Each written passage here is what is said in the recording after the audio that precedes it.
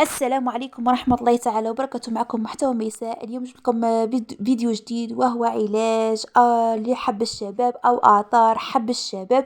الآن راح نوريكم طريقة الاستعمال. الآن راح نضع هذه الودعة، راح نضعها في هذه القرعة، وهذه القرعة ما تكونش نتاع بلاستيك، تكون تاع زونان، ونعصر فيها هاد الليمة. الآن راح نعصر هاد الليمة كاملة في وسط هاد القرعة. والآن هاد القرعة كي راح نعصر فيها هاد الليمة راح تصير بهذه الطريقة. هذا هو الشكل الذي نتحصل عليه.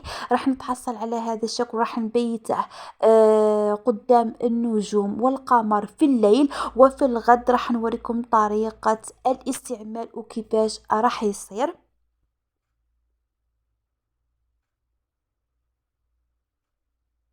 هذه هي الوصفة بعد ما بيتها الليلة كاملة قدام النجوم وقدام القمر.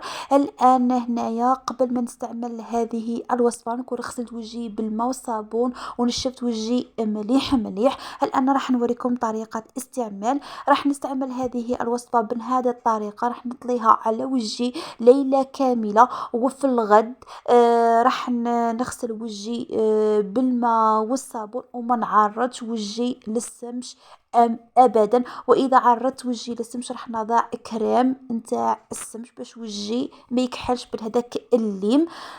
كما كنت تلاحظون نضعها بهذه الطريقه.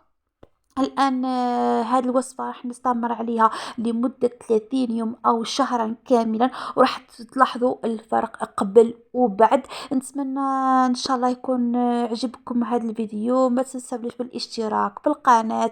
مع السلامة في فيديو جديد.